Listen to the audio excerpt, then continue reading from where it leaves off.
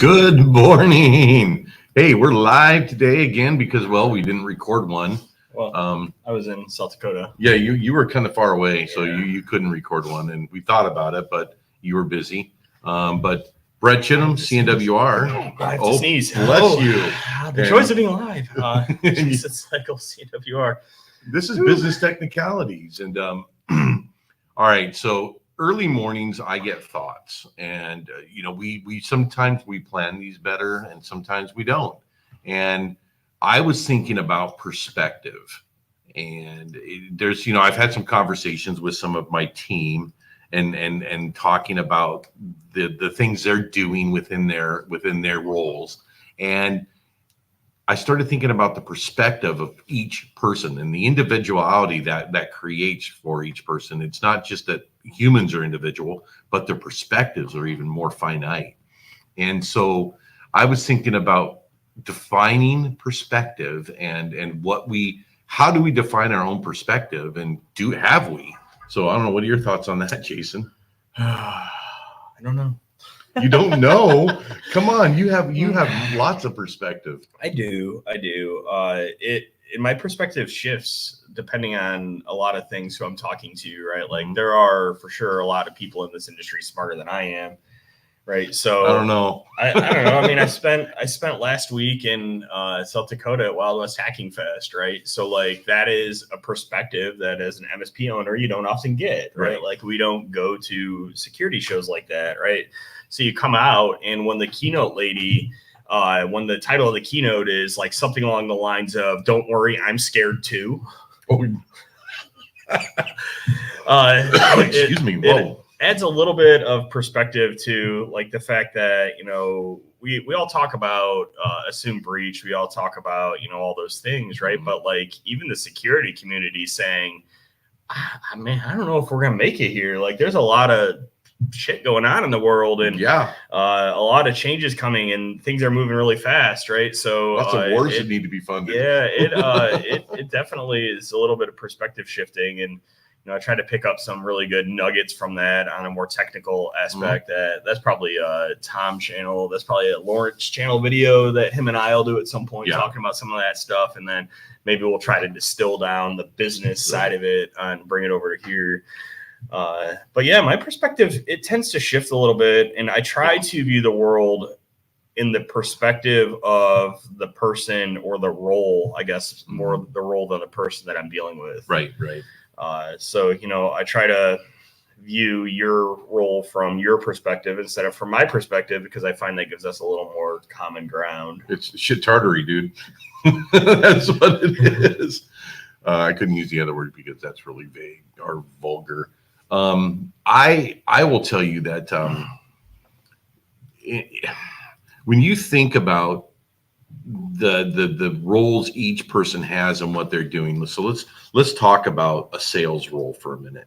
And when you're I'm going to back up because I had a thought process on this, because you talked about security, and you and Tom, being two of the smartest people I know, are very security conscious.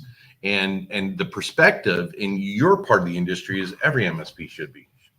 Yeah, I mean, there is a maturity model for every company, and there are maturity levels in MSPs that can serve every company, right? So from my perspective, I don't believe that I can offer services to clients without being security focused to them, right? Because that is, to me, if my goal is to make a customer's business run as efficiently and as well as it possibly can, I can't do that if they're pwned.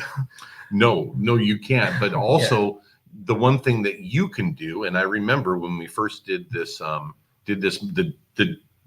days into our merger, we had an incident. Yes. On July 4th. Yep. And I remember I was looking at my phone going, Tom, we need to look at this. Tom called you. You guys got on it and actually handled that security incident and did a lot of things within that. Can every MSP do that? No. Should they be able to? I don't know. perspective, right? Yeah. Again, right. So this has been, and I think this came up on here. It's in one of the. I've been doing so many live streams and videos recently that they're all blending in my mind. But there's a cliff. I'll call it, right? Like when something like 89% of businesses in the U.S. that have any employees at all, right? So greater than one employee. So it's not just owner led. 89% of them are under $500,000 a year worth of revenue. Right. And that's a stat I've been dragging around since I dug it up the other day for Matt and I's talk. Mm-hmm. But how much can those companies afford to pay, and can the MSP that serves them afford with what they're charging to provide what I would consider a base level security? The answer to that is no. They can't do it if it's what I consider a base level of security, because I can't get there for less than $150-ish a seat, right? I can't get there just with the cost of the tools and the expensive bodies and stuff to manage it. And those companies, they can't afford that. If you're a if you're a 5-person company, with that's doing $500,000 a year, that's how 100. This is a metric that I tend to use when I grade companies. How much revenue are you generating per employee? Right. I think 100,000 is a fair value, right? Like, especially if most of those employees are paid, minimum wage or $15 an hour, right? They're making $30K a year. So you're making $70K a year on top of that, and you to cover your overhead and stuff. And that maths out. I think we're a little higher than that here at CNWR. We are. But that doesn't leave, even using, like 7%. So I've seen anywhere between 3 and 7% top line revenue. I'm going to use 4, right? Because it makes the math pretty easy. 4 on $500,000 a year gives you $20K a year for all your IT needs, right? Yeah, that's not enough. And that includes equipment and everything, right? So it's like, I can't.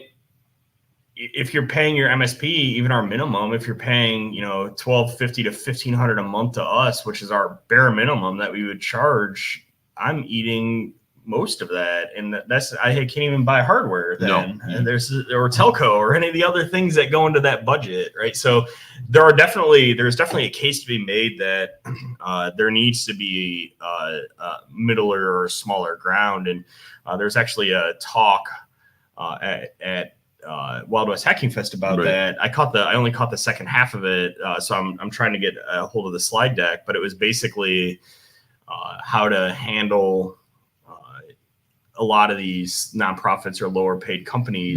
We're using a whole bunch of like cheap or free tools, but that comes with more labor. It comes with different types of labor. So I don't know. It's a unsolved problem. Cheaper, you get what you paid for in some respects, and I think with security, you get what you pay for. There are some open source things out there that are good. Yeah. But I mean, I think in all, you get what you pay for as a business, especially. There's a total cost of ownership here, right? And I think that is often not considered in all of this. And we internally noodle around that, and I love the Ubiquity stuff. It's great. It's cheap. It's low cost, right? But there is, I would argue, a higher cost of running it than there is something like Meraki, because I have to keep the controller up to date, right? I have to manually handle those registrations. I have to handle that inevitable period where something happens, and I have to go re-register all those things. The controller, I got to deal with all that stuff, right? Like there is undoubtedly the total cost of ownership or total cost of running that system. And I'm not talking about total cost of ownership, because honestly, I'm 99.99% sure that the total cost of ownership of Ubiquity is less than Meraki in most 100%. Cases. The cheaper or open source, especially solutions, they come with a higher administrative burden, typically on than a business some of the other that's solutions. Trying to manage it, as opposed to a business that's using it. Yeah, correct. Well, and in security, I think that's even more so the case, right? So like none of these tools are secret, right? Like they all use. I mean, shit, half of your next generation firewall and stuff like that, they're all using Snort or Suricata on the back end. Right. So like what you're paying for is the labor for tuning and all the other things that come into that. So the commercial solutions, they cost money because it costs people on the back end to maintain that stuff and to make it not overly noisy and all that other stuff. Because they're doing it like Meraki Cisco, they're doing it in the back end so that CNWR doesn't have to. Correct. Whereas if you look at UniFi and CNWR, we're having to manage a lot of that on our own. Yeah. And I mean, and we have in our industry, I mean, that goes everywhere, right? Like the Microsoft 365 stuff, there's a lot of tuning, right? Like, you know, Matt Lee I've seen him give this talk or a variation of this talk a handful of times where he covers that your Microsoft 365 tenant, it is the least secure it will ever be the day you spin it up. Yeah. Right. So like there's a lot of configuration and stuff that goes into that. And we've totally gone off the rails here. No, we're talking about perspective. This isn't perspective. Because out there, everyone out there has a different perspective on what tools they use. Yeah. The different perspective of what that's true. And I think so this is the open source versus commercial perspective, I guess. Well, they get perspective on a lot of things. Really. Well, so I'll finish that thought then. A lot of work goes into configuring that, right, and making it secure. And, you know, we have great tools like SIP to help us out, right? So, but man hours and stuff went into that, right? So, you know, to a large extent, in one way or another, you bear that cost, right? You either bear that cost to run it and manage it yourself, or you pay a slightly higher upfront fee or slightly higher ongoing fee to have somebody else do some amount of that lifting for you. And I think there's both worlds there. I think if you have a very security focused MSP and you hire the right talent, then in the long run, it can be more cost effective to lean on some of those more open source tools to do some of that work. You just have to invest in the talent to run them. Right. And the setup. And yeah, it's funny because when you think about the people that are coming out of school with certifications and degrees in cybersecurity and network, you know, infrastructure, network and, you know, engineering, that's all school based, book based. And getting out here, you know, people have to be trained up in this stuff. And I think people's perspective on coming out of school, I'm going to go to that for a minute. People's perspective on coming out of school is they should get paid top dollar because they have the degree. Yeah, but once you're in here, you're going to understand that what you learned and your perspective on what you learned and what is today, it's different. Well, I think that perspective also cuts both ways, right? Like there's we also have the companies that want entry level positions with 4 years experience, right? Like that. Yeah.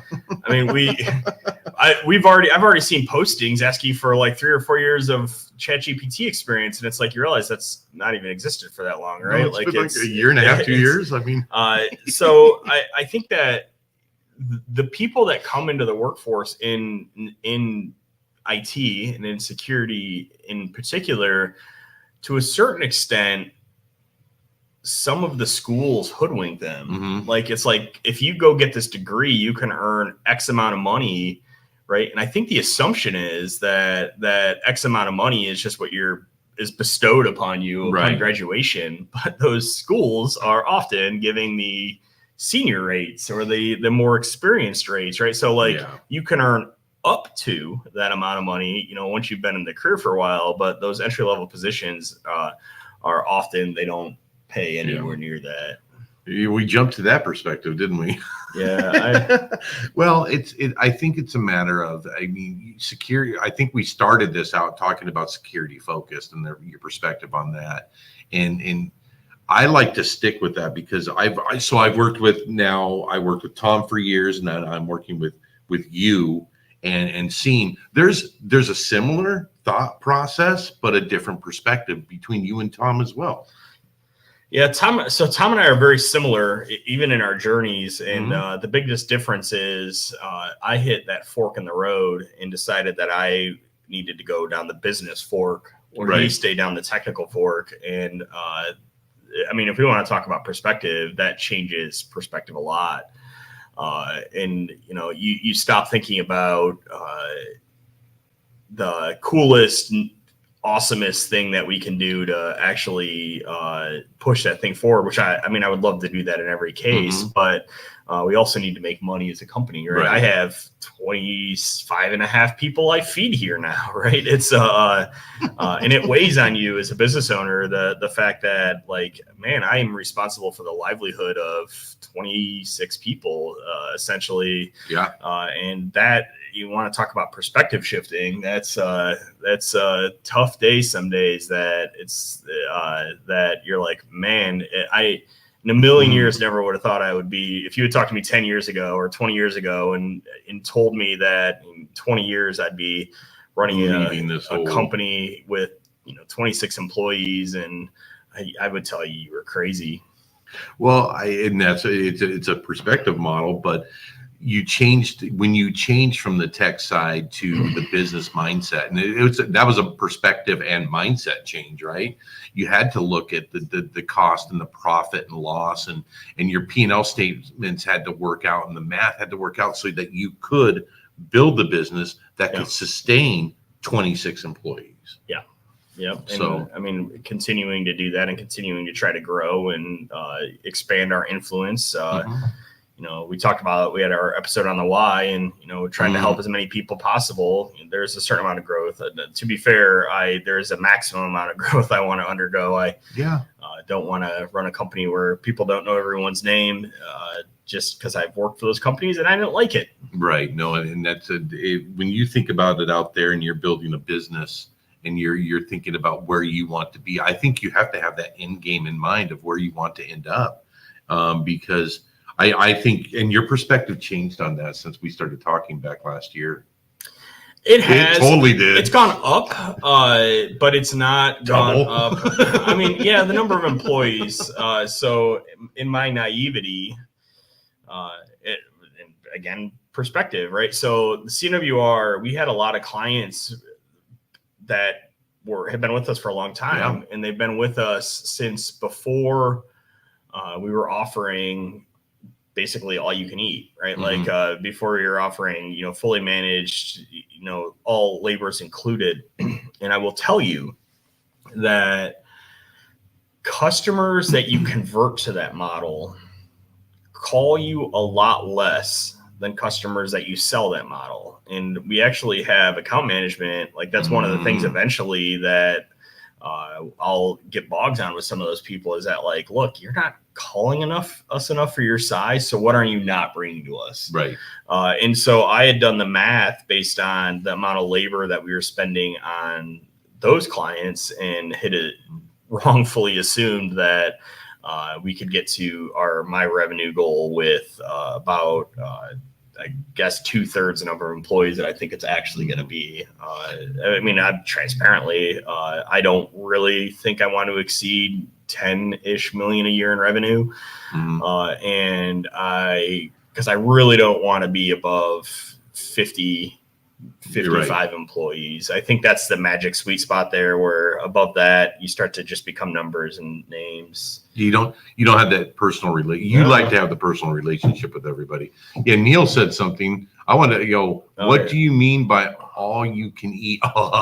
Like endpoint. Basically, most of our managed services plans include, like, you can just call the help desk, and unless it's a defined project, or an add, move, change, delete, right? So like even new users, actually, we tend to include, but like PC replacements and projects and line of business upgrades, stuff like that, we tend to not include those. But you can't. We could budget in the hours for PC replacements, and that's actually something to noodle around. But all that labor tends to be included, right? So the idea there being that we don't want you to not call us with an issue because you don't want to get billed for it, and so we just don't bill you for it. It's included in the price. We just included it. We bake it into the price. So I mean, when you look at it, so Lewis, when you're saying all inclusive, it is definitely an all inclusive thing minus projects. Let's caveat that. But yeah, it's clients can call us for anything, and they got an Outlook issue, they got a printer issue, they have a blue screen of death, whatever it may be. They call us, and we don't bill them extra for it. It's a part of the cost of doing business on our side, and we charge them for it. Yeah, it's So I don't know. That's perspective there. What else you got on perspective? So when you think about within in our business, especially, each of the employees have a perspective on what they can or can't do. So based on the conversation you and I were talking about earlier, people put themselves in a box. Yes, they do. More so than, and because their perspective is this. Now, I will say on the LTS side, perspectives have changed. On the myself included, but on everyone coming over. And because at one point our box was this, and when with this transition and this merger, the box opened up. Yeah, it opened up in some ways and it closed in others. And on the services side, our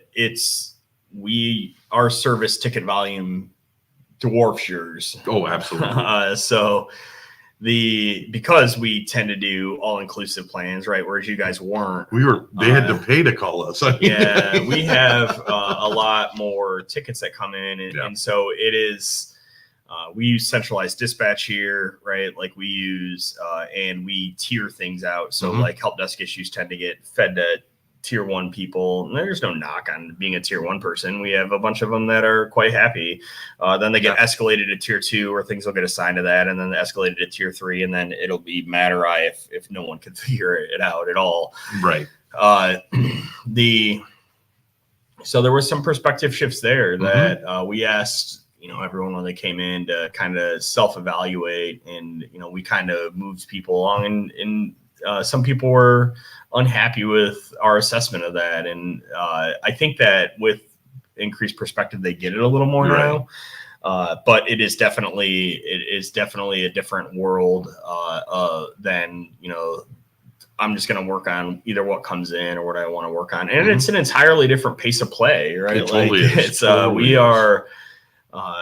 We move fast. We have a lot going on, right? Like we have typically a backlog of work that we're trying to work through, and that's different. You guys were a lot more project focused, right? So it was really roller coastery with like, oh, now we're quiet for a couple of weeks, and now we're really busy for a month. And we had that for a long time. We had that.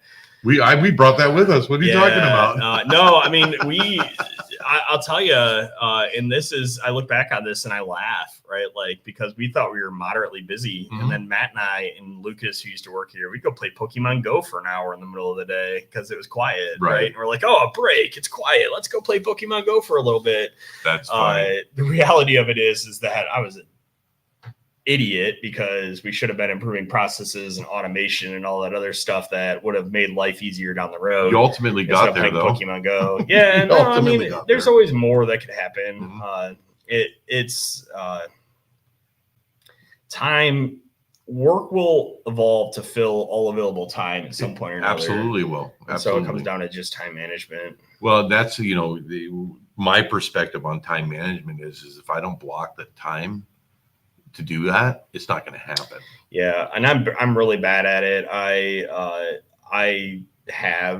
know it's undiagnosed, but I know I have ADHD, and so I run around like a chicken with my head cut off. And the busier I get, the more likely I am to abandon my time management tools that I use, which is the absolute worst thing you can do. I will tell you, you and Tom have the same issue.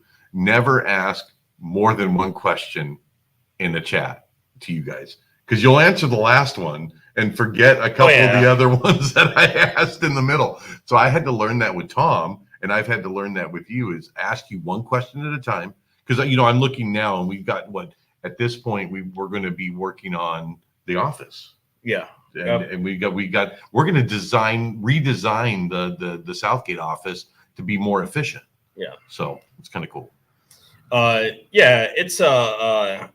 It's not that, it's honestly that I don't read I only read the last question. I'm sitting here, I'm looking at my inbox right now, right? So oh God, we talked about this a month and a half ago. And I've started weighting it down. I had this one down to 0 the other day, but I got 5,000 messages in my inbox right now. And I get, I'm in like 8 Slacks, and I'm getting DMs and messages and a bunch of them. And I just flutter from thing to thing. And I need to, time management is something that I think all of us can improve on. Well, I hope that I've stopped being your interrupt as much as I had been in the beginning. Yeah, I think you've maybe swung a little too far the other way now, where you're not interrupting. There are things I think you can come to me with that you maybe aren't because you don't want to interrupt me, and that's fine. I mean, I am here as a resource, but I do believe that with your new hires and you're doing that you are a little more sympathetic of the mesh you're causing. Yeah, I mean, because I think what happens, and you even said this. Look, you can do that. You can figure this out. I trust your judgment. Mm-hmm. And that if you can't trust somebody's judgment you hired, maybe it's slow to hire, quick to fire type deal. So cool. Any final thoughts here as we approach the 26-minute mark? Well, I wanted to shout out to Neil because he got to actually catch a live stream. Hopefully you're still out there, Neil. Or Neil. Oh, did I say that wrong? Neil. I don't know. I bet Niall. names. I do. All right. If I said it wrong, DM us and cuss me out there. But it's when your perspectives are going to change throughout your journey in life, right? And making your core never changes. I believe your values and the core of who you are doesn't change, but your perspective on things do. And as you continue to go down your journey, understand that just because also you have a perspective on something doesn't mean that this person here doesn't have a different perspective on it as well. And both minds can meet in the middle. Yep, they can. And it's Niall. Niall, I am thank you so much, man. Bless you. Yeah, so I would agree with that statement that I would encourage people to try to consider others' perspectives too as they speak to them, right? Like sometimes what appears to be a disagreement is actually just a lack of understanding of perspective, right? Like they are approaching the problem or life or whatever with a different view or perspective on it. And if you consider their perspective, they're not wrong. So it's just a mismatch there, right? So I think that's part of, right? Like let's have discussions to try to understand each other's perspective, because I think that makes us all generally happier people, and it lets us meet in the middle more than it totally does. We otherwise do. So yeah, I mean, and we all have a duty out there to protect our clients and to do the best for our clients. And but we also have to have a duty to do the best for the companies that we're a part of. So yep. Okay, let's wrap this. We're done. Yeah. Till next time. Yeah, see you guys later. See you later.